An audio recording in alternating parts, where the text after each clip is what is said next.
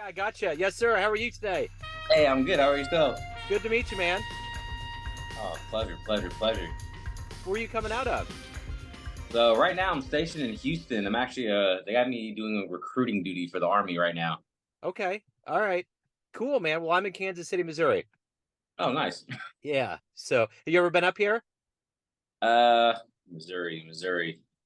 No, no, I have Okay. not. All right. All right. That's cool. Yeah, I've only been to Houston once. I um got off the airplane and I felt the humidity in a way that I'd never felt in my life. It took my breath away. Oh yeah, no, I have plenty of family back in California. They refuse to come out here because of humidity. I tell them it's better living, but yeah, you got to deal with the humidity. Yeah, you certainly do. Well, hey, man, it's great to meet you. And I want to begin our conversation with what we've gone through for the last 3.5 years in the pandemic. How did you get through it, and how has it changed you? Okay, for sure, for sure. So the pandemic, I was stationed in Southern California, Barstow, California, at Fort Irwin, California. So that was pretty intense because at that duty station, our job is to go out into the desert, our training area, for 9 days up to 2 weeks at a time. When we do that, we're training other military units to deploy. So they'll come, we'll run scenarios with them and get them certified to deploy. So that was kind of hard with COVID because for my job, I'm on tanks. So Yeah. by trade, I'm a tanker. So inside a tank, you're very close quarters. So it's three people in the turret. But at the same time, I also had a knee surgery. So, and I'm very, fitness is my passion besides the military. So that's where I coach and mindset. So what got me through the pandemic was I didn't compromise on my daily disciplines. So if during the knee surgery, I would mask up, but I would still hobble to the gym because that was a part of my daily routine. So I was mentally keeping myself locked in to where, hey, yeah, I can't leave the house, or hey, we got to go to the field for a certain period of time. It's going to suck. But as long as I'm doing everything daily I have to, that I know keeps me centered and grounded, nothing, because I'm a big believer in what we have going on inside is going to be reflected externally. Yeah. So if I'm still up in spirits doing what I have to do, I have my soldiers looking at me. So I have to be that example of, hey, it sucks, but we're going to get through it. Then those good opportunities are still going to come despite the pandemic. Yeah. So that's what got me through it. The Yeah. small daily disciplines, and then knowing, hey, I have these other soldiers looking up to me that I have to be that example for. So I couldn't compromise on that. Yeah, for sure. So let's get to the essence of what you do on a daily basis. I'm going to put you in front of a bunch of third graders. It's career day. One of the kids says, "Hey, what do you do for a living?" How do you answer them? I stay positive, lift weights, and eat a lot of healthy food. Right on. Yeah. um, and that's just we're still talking to a third grader. I would add, I'm on big tanks that go boom. And they would love that. Absolutely love that. Yeah. So, how did we get to this point? Take me back to where you were born and raised and the seeds that made you an active duty military member and a coach and really taking care of your body. So I was born, me and my five brothers were all born in New York. Oyster Bay, well, me specifically, Oyster Bay, New York. I moved away from New York. Probably, I barely remember, so I was probably still a toddler. But we had a lot of stuff going on in our family, which caused us to move to Canada. So I'm from New York to Canada, lived in Canada for a little bit with my mom's side of the family. And then we moved from Canada down to Sacramento and also moved in with my mom's side of the family. So that side of the family we're all Muslim. But I was raised, well, at least while we're in New York and Canada, Christian. So that was a whole new experience for me and my brothers, because I know my brother I was closest to, Junior, we were like a year apart. So we went to the same elementary school, ate lunch together. I remember us like, we're kids, we're getting lunch line. We're excited to have a little rectangle pepperoni pizzas. But our mom would come in and dude, we'd throw that pizza halfway across the cafeteria just as that pepperoni on it. We weren't used to it. We didn't know the lifestyle. Yeah. I think a couple of years after that, my parents ended up getting in some trouble, and then me and my brothers actually ended up going into foster care. I believe I was probably 10 or 11, maybe. My two eldest brothers were over 18, so they weren't affected by it. They still had their own trials, so, bouncing from friend's house to friend's house. But me, my brother Eric and Junior, and my youngest brother Josh, we all had to go into with the CPS workers. Eventually, my brother Josh, because he's the youngest, we had different dads, but me and my other brothers all had the same father. So luckily, he was able to go with his dad for a little bit. Um, so my brother Eric and Junior, they ended up in a group home in Sacramento, starting off, and I ended up in straight into a foster home.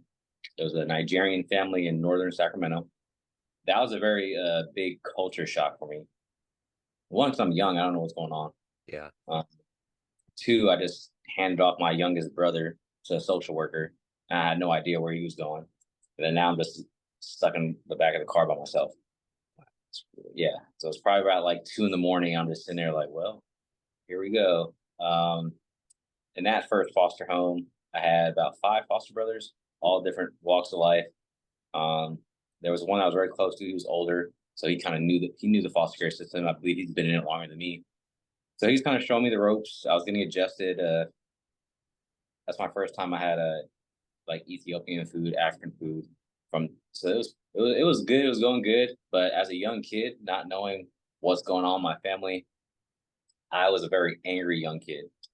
A lot of anger, and then that's where I got in a lot of trouble when I entered the foster care system. Um, that's where I was first arrested. I got arrested. It was a assault with a deadly weapon and threats with intent to harm. I was arrested, taken in. Luckily, and this is where I believe God always has his hand in our situations. So luckily, my brother Eric and Junior, they were able to leave a group home. They found a foster home, and it was our current. I still call my dad, but whenever I go on vacation, I still go see him, hang out with him. So he luckily took my two brothers in, and he wasn't looking for older kids. At that time, Eric and Junior were high schoolers, um, and he had a brand new newborn baby. His daughter is about a couple years older. He was looking for a middle child, and he ended up with two teenagers. So luckily, they called him, said, "Hey, we have their youngest brother who's right now in juvenile hall. Would you like to step in and take him as well?" So luckily, he stepped in. He took me in, and he was able to keep me, my brother Eric, and Junior together. Okay. From that, he was able to keep my two oldest brothers, Sean and Alex. He welcomed everybody in. He wanted to keep us together. Him and his wife did a fantastic job at that. That's where I got more involved in church, was through my foster family. Um, and that was like my core foundation. I remember in my younger days, I think that's what saved me from a lot, because seeing my two brothers, because Eric eventually he dropped out of school, he ran away, but my foster dad, instead of like reporting or getting CPS involved again, he knew where my brother Eric was. My brother Eric was like two streets over at his childhood friend's house. So my foster dad's eyes, and God bless his soul, he's like, at least the brothers are together. Yeah. So he still let Eric come over. He still let Eric see us, and he went like he just wanted to keep us together. Yeah. So going into high school, now I'm kind of with my brothers again. We're getting back into the emotions. I experienced like one of my biggest heartbreaks in high school, like everybody does, and I think that's what really threw me for a loop, because I went through all that as a child. I think that relationship was kind of like that escaping. It was like me and my little bubble. Hmm. Two kids, like, hey, we have our own stuff going on, and now we kind of escape from it. And that was my biggest heartbreak. And then after that, I decided, I always knew I wanted to go to the military. I always knew I wanted to go to the army since the third grade. I watched Rambo First Blood, Yep. and ever since then I was locked in. But going into the military, I waited 2 years, which I always regret, because I was scared. I was scared of the unknown. I seen how my brothers were living. Uh, I was like, no, let me go try junior college. Junior college did not work out for me at all. To me, it was like another high school. And I was like, man, I got to stop being scared of the unknown. And I finally went to the recruiter, and I was like, hey, man, I need to get out of here ASAP. So I know if I let them take their time with the process, that would just be more time for me to slowly back away or run away. So my recruiter grabbed me by my hand, and he took me everywhere. Took me to get everything signed, all the paperwork, whatever he had to do, he did it. Yeah. And I shipped out to the Army in January of 2013. Uh, Boot camp was a blast. It's probably one of my most memorable times. Um, and I fast tracked to the Army. I was so scared. I remember, so for tanks, our boot camp is in Georgia, and well, now it's Fort Moore, but at the time it was Fort Benning, Georgia. And I remember standing there, waiting for the drill sergeant to come pick us up. The sun was rising. We just got done saluting the flag. And I was like, man, what the hell am I doing? Because that's how far out of my element I was. Yeah, so Yeah. many people from these different walks of life, and we see the buses pull up. We see the drill sergeants walk out the bus, their hats tipped down so we can't see their face. I'm just like, man. And 22 weeks later, here I am, graduating. Um, and I pretty much fast tracked through my career. I made sergeant in 2 years. I made staff sergeant in 4. I made a sergeant first class or a little bit over 8. And next year, I'm eligible for my next promotion. And as much as I love tanks, I thought initially, hey, I just love tanks, and that's what it was that got me fast tracked in my career. But I really fell in love with servant leadership. And I didn't know that term prior to like 2, 3 years ago. And that's when one of my bosses gave us a whole class on that term. And I was like, wow, and it really connected with me because I love teaching my soldiers. That was the biggest thing. And maybe because a part of me, it can relate back to childhood, maybe because I didn't have, for that short period of time, my brothers with me, or just missing my brothers or being away from family, just having an impact on other kids' lives who now they're in the unknown. I was in that position. Yeah. Like, I'm already established in the military. They're leaving home. Now they're here. At that time, I was very aggressive. I was by the standard, and I could tell, like, all right, I need to fine tune my leadership and how I communicate to these kids, but also keep it to where the standards are being met. Like, and I always tell my soldiers, we'll set the standard how the Army wants it, and then we're going to exceed it. There's nothing below that. You'll never go below that. And from there, I say about October last year, I went through uh, a pretty big heartbreak for me. I was invested in a relationship, um, and it was like a 5-year relationship going on and off. And in the end of that relationship, I found myself spiraling. I was praying. I had my cousin come over. He flew from California. He prayed over me, and I just felt so broken and lost. I'm like, man, what's missing inside of me? There has to be a missing piece for me to find myself in these situations. And that's when I call it the madman method. So for about 6 to 7 months, all I did was I woke up, I wrote in a journal any thoughts, any feelings. I would go to work, leave work, go to gym, come home, write any thoughts or feelings. And then the next day, I would dissect every thought and every feeling I wrote down. No matter how long it was, I would always peel back the layer with the 5 W's, what triggered it, why would this trigger me? And I went into like a self diagnosis of like, what is this? What is this? What is this? I did that for about 6 or 7 months straight. So I had a couple of books filled, these little spiral notebooks. And that's really what got me into, I call it self healing, or just that inward journey. I think everyone needs to take, because there was so much suppressed in me. I always thought it was my mindset. This is the way. No, no, no. It's me. It's me. It's me. You guys are crazy. You know what you're talking about. But man, I learned so much about myself, and humbling myself. I was like, okay, if I think healing is never, hey, I'm healed, I'm good. I think that it always has to continue, because you're always finding more things out about yourself and others. And I think once you remove those filters on yourself, now you're able to like identify that in other people. Like when they really talk to you and get to know you, you're like, okay, you might, and this is just self talk to yourself, like, oh man, I feel like this dude might suffer from this, or maybe he has something in in his early years that, maybe someone did him wrong in this area. And that's what I start experiencing. As soon as I experienced that, I was like, all right, let me pour back into others. I feel like once you're at a certain level, or say you come across something that can help people, look at the world as it is right now. A lot going on. So if you can have a small ripple in helping one person, why not do that? Yeah, Why absolutely. Yeah, why not have that small ripple? Because you don't know who that person might end up being. You don't know who they might save down the road.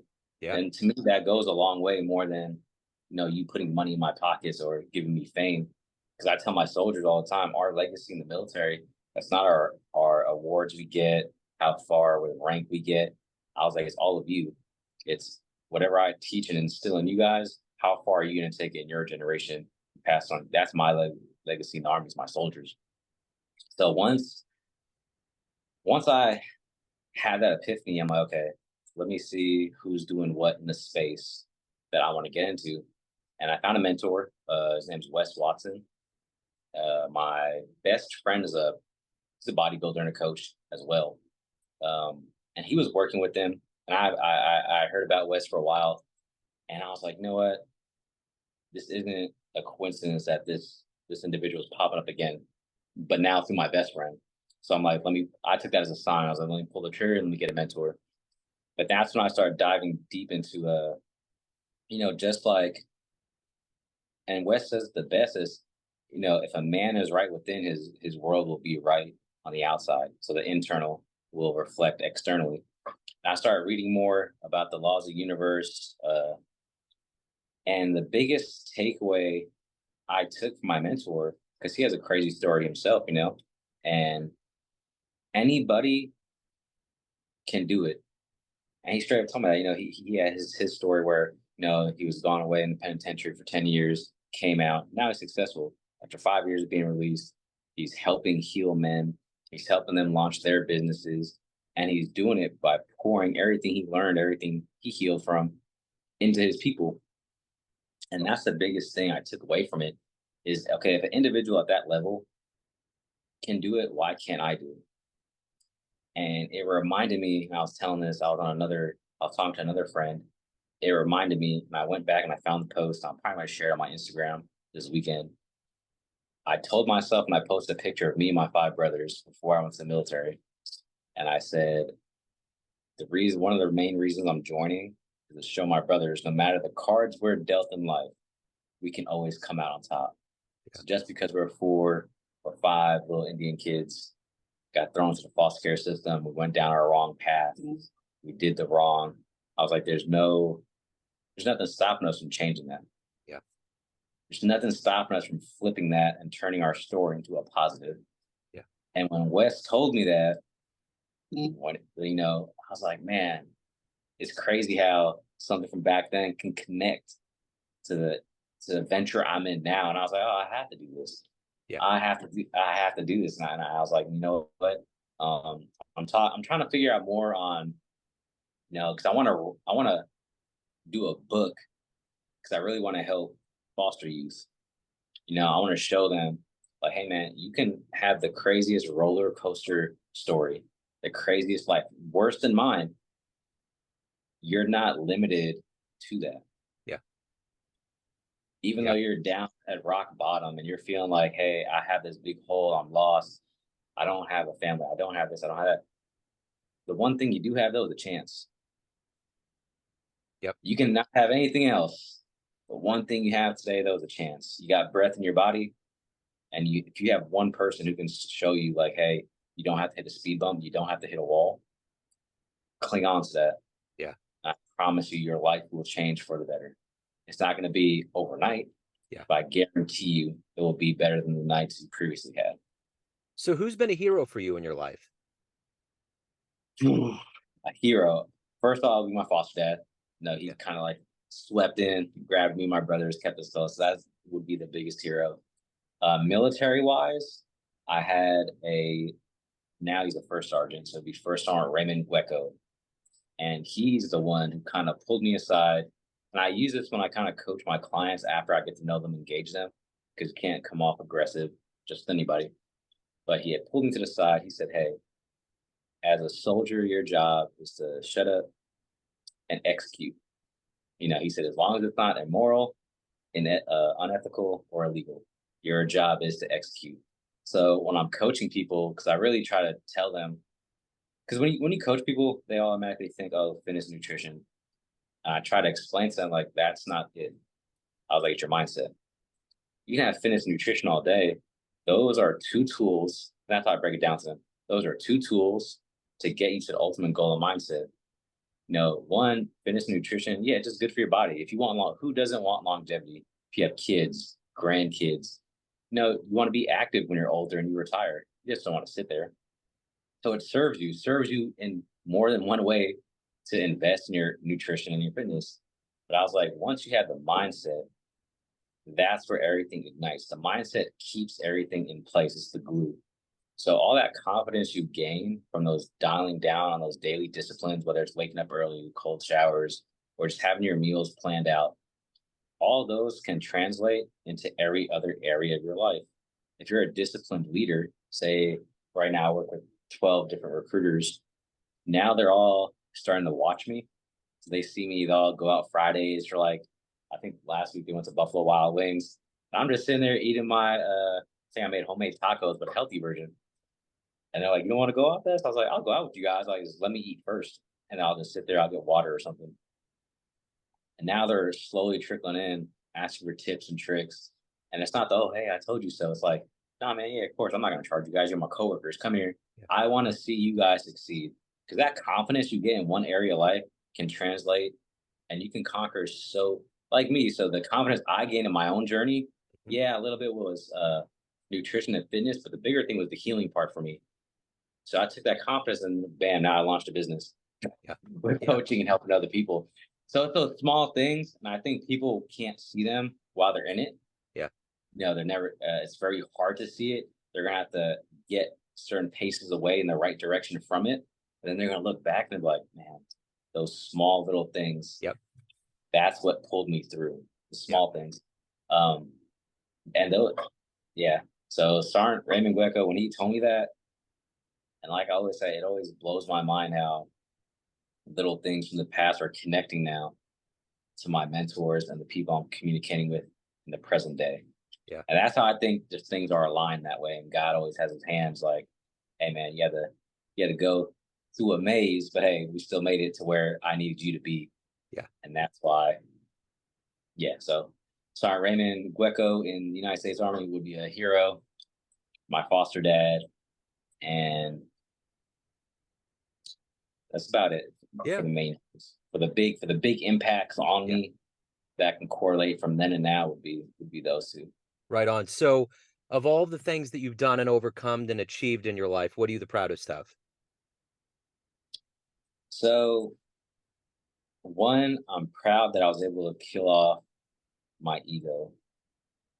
Because if I didn't take that madman method for those couple of months to really dive like inside myself and just cut off anything that wasn't, it was really I was holding myself back. That angry little kid who just was smiling but suppressing so much. I think that held me back in so many ways, like whether it was relationships, at work, just thinking, no, my way is the only right way because I'm at this level. Now I'm more open. And I think the more open you are, yeah, you can still put your beliefs, your ways out there. But I think when you're more open and secure with being open, you're opening a path for other people. Because, energy exchange, they see me, they feel me, they're going to be on that same level.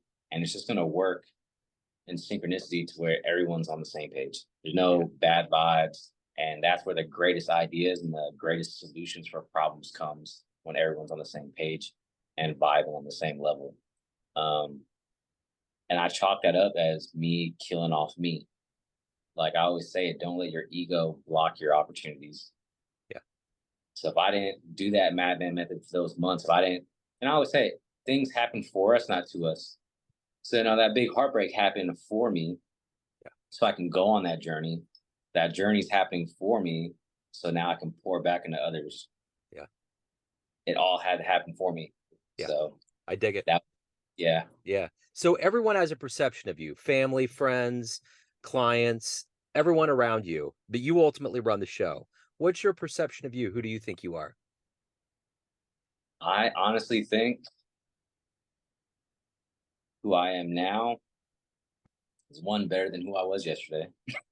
But honestly, I'm just, I always say it in my post randomly. I'm just a guy who wants to help who he can, how he can, where he can.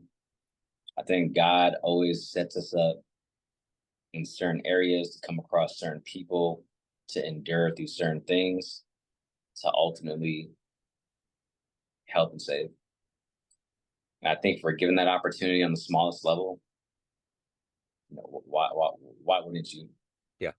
Yeah. So that's the way I see it. I come across people who say, "Oh, well, I really want to get back in shape, lose some pounds, build my mentality, but um, $300, it's kind of too much." I'm like, "That's fine. Just give me $100 or $100. I'll give him plans for free, just because I can tell the genuine person is like, I really want to get better." And sometimes that's what it takes. Like it's not money for me. It's like, dude, if I can see you're really putting in effort, like I have people who come to me that stay in touch for a little bit and they'll go off.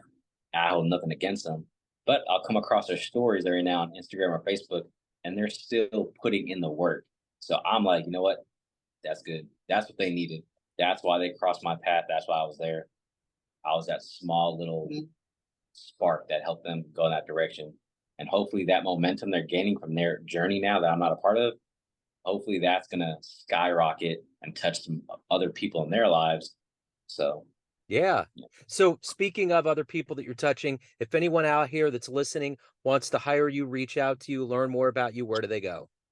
You can go on Instagram at annex_sing. That's ANNEX_SINGH. I'm on Instagram. All my contact information is on there, my bio. And I tell people always reach out, even if it's just for tips and tricks. You don't have to hire me. We have a conversation, build a relationship, and see where it goes. Yeah. It's all about relationships. Yeah. Like I'm always open to helping someone be better. And you can't put a price tag on that. Absolutely. Well, you've had every reason, man, to go down different paths in life, and you've gone down really, really good ones. And it's a wonderful story of overcoming. Thank you for sharing it. Thanks for your time today, man. I know. I appreciate you for having me. Thank you so much. Yes, sir. Best of luck. Have a great weekend.